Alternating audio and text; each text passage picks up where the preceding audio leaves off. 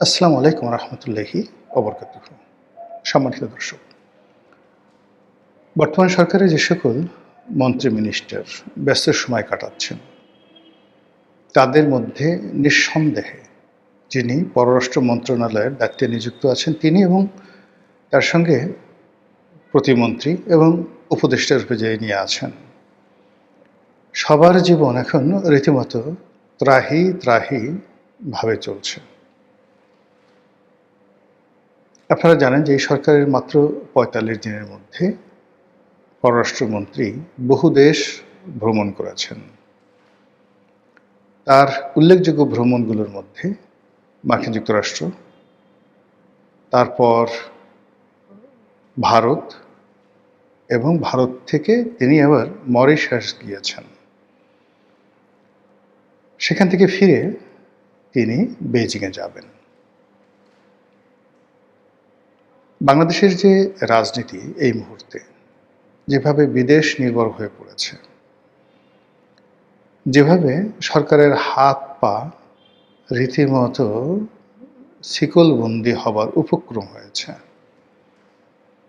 এরকম বিপদে আমরা কখনো কোনো অবস্থাতে পড়িনি স্বাধীনতার পরে আজ অবধি। শুরুটা হয়েছিল ডিপ স্টেট দিয়ে। শেখ হাসিনার পতনের জন্যে এবং শেখ হাসিনা ক্ষমতায় থাকার জন্য উভয় পক্ষই বিভিন্ন সময় বিদেশিদের দ্বারস্থ হয়েছেন। আপনাদের মনে আছে যে শেখ হাসিনার জমানাতে সেই ২০১৪ থেকে ভারতের পররাষ্ট্র সচিব, ভারতের পররাষ্ট্রমন্ত্রী স্বয়ং নরেন্দ্র মোদী এবং একই সঙ্গে চীন এবং আমেরিকার যারা লবিস্ট গ্রুপ রয়েছে তাদের সঙ্গে প্রাণান্ত চেষ্টা করে আওয়ামী লীগ চেষ্টা করেছে ক্ষমতায় টিকে থাকার জন্য। অন্যদিকে জামাত এবং বিএনপি কি করে ইউরোপীয় ইউনিয়নকে নিজেদের পক্ষে আনা যায়, কি করে হোয়াইট হাউসে নিজেদের বক্তব্য পৌঁছে দেওয়া যায়, বিভিন্ন লবিস্ট গ্রুপকে নিয়োগ করা যায়। এর বাইরে বিভিন্ন সংগঠন, সেটা নেতিবাচক হোক যা কিছু হোক, আমরা জুলাই আগস্ট বিপ্লবের সময় যে সকল প্রলয়ঙ্কারী ঘটনার কথা শুনতে পাই, স্নাইপার রাইফেল, সেই রাইফেলের গুলি, আরও অনেক কিছু, দিন যত যাবে এগুলো বের হবে। ফলে কি হলো, শেষ পর্যন্ত একটা বিপ্লব হলো। এখন বিপ্লবীরা বলছে যে তাদের এই বিপ্লবকে গিলে খেয়ে ফেলেছে মার্কিন ডিপ স্টেট। বোঝার চেষ্টা করুন। তো তারই প্রেক্ষিতে যখন ডক্টর মোহাম্মদ ইউনূস ক্ষমতায় এলেন, আমরা দেখতে পেলাম যে এই ভদ্রলোক আসলে মূলত কিছুই করতে পারছেন না। তাকে একবার ভারতের সঙ্গে সম্পর্ক খারাপ করতে হচ্ছে, অন্যদিকে পাকিস্তানের সঙ্গে সরাসরি বিমান চালু করতে হচ্ছে। চিকিৎসা সেবা নেওয়ার জন্য ভারতের পরিবর্তে তাকে চীনের দ্বারস্থ হতে হচ্ছে। চীনের বিমান ঘাঁটি বাংলাদেশে হবে লালমনিরহাটে।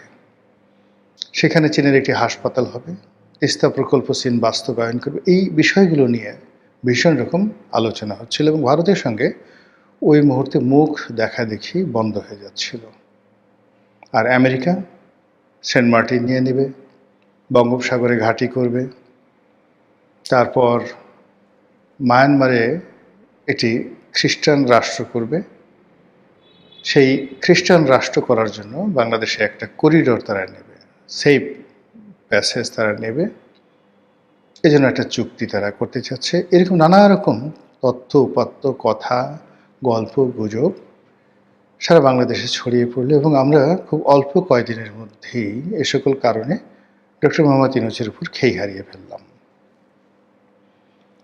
ফলে যারা ডক্টর মোহাম্মদ ইউনূসকে ক্ষমতা এনেছিলেন দেশে এবং দেশের বাইরে, যারা তার পেছনে ছিলেন একেবারে যক্ষের ধরের মতো তাকে সবসময় মাথার উপর করে রাখতেন, তারা মুহূর্তের মধ্যে তাকে আছাড় দেওয়ার চেষ্টা করলেন। তিনি আত্মরক্ষার্থে, বলতে গেলে সেফ এক্সিটের জন্যে, সমঝোতার জন্যে তারেক রহমান সাহেবের দ্বারস্থ হলেন এবং যেটি লন্ডন বৈঠক হিসেবে ইতিহাসে অমর হয়ে থাকবে। এখন বাংলাদেশে যারা রাজনৈতিক বিরোধী পক্ষ আছে তারা দু চক্ষে ডক্টর মোহাম্মদ ইউনূসকে দেখতে পারেন না, তার নাম শুনতে পারেন না, এবং এই যে লন্ডন বৈঠক, সেই বৈঠকটিকে তারা লন্ডন কনস্পিরেসি বা লন্ডন ষড়যন্ত্র রূপে আখ্যায়িত করে। স্বয়ং পার্লামেন্টের যারা সংসদ সদস্য তারা বলার চেষ্টা করছেন যে ডক্টর মোহাম্মদ ইউনূস একেবারে নির্বাচনের ফলাফলটা রেডি করে ট্রফি তৈরি করে, মানে ট্রফি মানে নির্বাচনের ফলাফল, তারপরে সে ট্রফি মানে বিজয়ী, ট্রফি তো বিজয়ীদেরকে দেয়, পরাজিতদেরকে দেখে না। তো সেই যে ট্রফিটা তৈরি করে তারেক রহমান সাহেবের হাতে দিয়ে আসছেন। এটা যদি একটা ভাব সম্প্রসারণ করেন, আপনি বোঝার চেষ্টা করেন এটা কত মারাত্মক কথা। সেই কথাগুলো কিন্তু এখন আলোচনা হচ্ছে।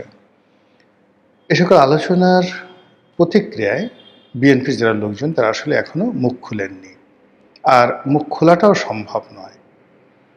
ভীষণ সেন্সিটিভ কথাবার্তা, কিন্তু অবস্থা দৃষ্টি মনে হচ্ছে যে বিএনপির যারা লোকজন তারা বিব্রত, তাদের মুখে হাসি নেই, এবং তারা বিরোধী পক্ষের এই সকল কথাবার্তার সঠিক উত্তর তারা দিতে পারছেন না।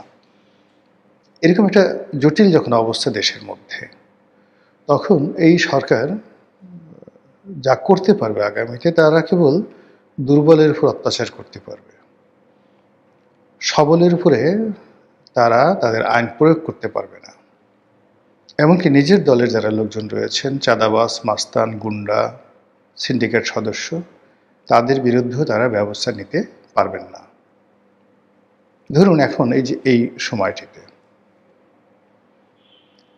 প্রায় $4.25 বিলিয়ন মার্চ মাসে এসেছে, আর প্রথম সপ্তাহে এপ্রিলের যে রেমিটেন্স এসছে বিদেশ থেকে, সেটা অতীতের যে কোনো সময়ের চাইতে, এমনকি মার্চ মাসে যে $4.25 বিলিয়ন এলো, এবং তা অতীতের সকল রেকর্ড ব্রেক করল। তো সেই যে রেকর্ড ব্রেক করার পরে আবার নতুন রেকর্ড ব্রেক হলো এপ্রিল মাসে। ইট মিনস আমাদের ফরেন রেমিটেন্সের অভাব নেই, কিন্তু তারপরে ভোজ্য তেলের দাম কেন বাড়ল? জ্বালানি তেলের ব্যাপারে ধরুন হরমুজ প্রণালী বন্ধ, বিকল্প পথ থেকে আসতে কষ্ট হচ্ছে, এসব নিয়ে আপনি নানা রকম কথাবার্তা বলতে পারেন, কিন্তু সয়াবিন, পাম অয়েল বা অন্য যে সকল রান্নার যে তেল, সেটা নিয়ে কেন কথাবার্তা হচ্ছে? মার্কেটে কেন পাওয়া যাচ্ছে না? দাম কেন আকাশচুম্ব হয়ে গেল? জামাতের সভাপতি ডক্টর শফিকুর রহমান তিনি চমৎকার একটি কথা বলেছেন যে বাজারে তেল নেই, কিন্তু পার্লামেন্টের ভিতরে তেলের কোনো অভাব নেই। সরকার দলীয় সংসদ সদস্য যারা আছেন, মন্ত্রী যারা আছেন, তারা দিদারসে ধুমছে তারেক রহমান সাহেবকে মহামানব বানানো, বেগম জিয়াকে মহামানব বানানো, শহীদ প্রেসিডেন্ট জিয়াউর রহমানকে অতি মানব বানানো, শুধু মহামানব নয়, অতি মানব মানে অলৌকিক গুণসম্পন্ন অতি মানব। এবং জাইমা রহমান, তার মা যিনি আছেন জুবাইদা রহমান, তাদেরকে মানে নারী জাগরণ, নারী আন্দোলন, নারী জাতির সেই মাউন্ট এভারেস্ট, এটি বানানোর জন্য ড্রামের পর ড্রাম তেল নিয়ে সরকারি দলের যারা লোকজন রয়েছেন তারা সারা দিন গবেষণা করছেন যে এই তেল কিভাবে মাখলে, কিভাবে এই তেলগুলো ব্যবহার করলে নেতার মনোরঞ্জন হবে, নেতা খুশি হবেন। এই যখন দেশের অভ্যন্তরীণ রাজনীতি, তখন ভারত, পাকিস্তান এবং আমেরিকা, সঙ্গে চীন, এই দেশগুলোর যে চাপ আমাদের দেশের উপর, এগুলো রীতিমতো সরকারকে আলু ভর্তা বানিয়ে ফেলছে। আপনারা জানেন যে আমেরিকা এই অঞ্চলে ইন্দো প্যাসিফিক তাদের যে একটা স্ট্র্যাটেজি রয়েছে, সেই ইন্দো প্যাসিফিক যে জোট, সেই জোটে বাংলাদেশকে তারা চাচ্ছিল শেখ হাসিনার জমানা থেকে। শেখ হাসিনা সেখানে যোগদান করেননি মূলত চীনের কারণে। আবার ডক্টর মোহাম্মদ ইউনূসের জামানাতে যেটা সেন্ট মার্টিন নিয়ে আমেরিকা যে কাজ করেছে, বোয়িং বিমান বিক্রি নিয়ে যে কাজগুলো করেছে, এবং বাংলাদেশ সেনাবাহিনী পুলিশ বাহিনীকে অস্ত্র সরবরাহ করার ক্ষেত্রে তারা যেভাবে বাংলাদেশকে চুক্তিবদ্ধ করেছে, এটা স্পষ্টতই ভারত এবং চীন দুটো রাষ্ট্রকেই এই সময়টাতে বাংলাদেশের প্রতি বিরক্ত করে ফেলেছে। এ দুটো রেগুলার ব্যবসা, এবং এখানে রীতিমতো যা হয় পুকুর চুরি হয়। তো এই দুটো ব্যবসায় আবার ভারত এবং চীন তাদের আধিপত্য বিস্তার করার জন্য সঙ্গত কারণেই সরকারের উপর চাপ প্রয়োগ করছে। ভারত আওয়ামী লীগকে রাজনীতিতে ফিরিয়ে আনা, শেখ হাসিনাকে বাংলাদেশে রাজনীতিতে প্রতিষ্ঠিত করা, আওয়ামী লীগের নেতাকর্মীদের বিরুদ্ধে যে মামলাগুলো দেওয়া হয়েছে এবং বিচারের নামে যা কিছু চলছে সেগুলোকে মিনিমাইজ করার জন্য তারা চাপ অব্যাহত রাখবে। আর অন্যদিকে পাকিস্তান, তাদের অর্থনৈতিক সংগতি নেই, কিন্তু তাদের যে থিওলজি, ধর্মতত্ত্ব, তাদের যে আইডিওলজি, তারা যে আদর্শ ধারণ করে, এবং ৭১-এ তারা যেভাবে পরাজিত হয়েছে, এই বাংলাদেশের মাটিতে ভারতকে অপমান করে তার প্রতিশোধ নেওয়ার জন্য তারা প্রাণান্ত চেষ্টা করবে। চীন ব্যবসা বাণিজ্য করবে, তার সঙ্গে সঙ্গে এখানে তাদের আধিপত্য বিস্তার করবে, যাতে করে ভারত এই ভূমিটিকে চীনের বিরুদ্ধে ব্যবহার করতে না পারে। অন্যদিকে ভারত দরকার হলে সার্জিক্যাল স্ট্রাইক করবে, কিন্তু বাংলাদেশে চীনের উপস্থিতি মেনে নেবে না।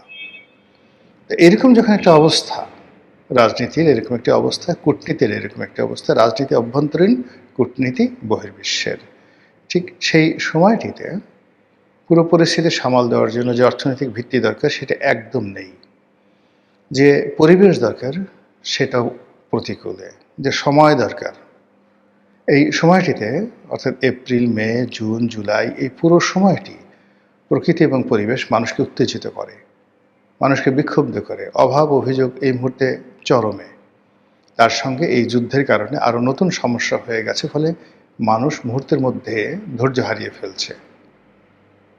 এবং এটা এমন একটা পর্যায়ে চলে গেছে, কে চাঁদাবাজ, কে মন্ত্রী, কে এমপি, কে অন্য কোনো বড় পদ পদবিতে আছে, ডাজ নট ম্যাটার। মানুষ প্রথমত গালাগাল করছে, সুযোগ পেলে নিজেরা মারামারি করছে, অন্যকে মারছে, গায়ে হাত দিচ্ছে। পুলিশ এমনিতে মনোবল হারানো, সেনাবাহিনীও অনেকটা গা ছাড়া অবস্থায়।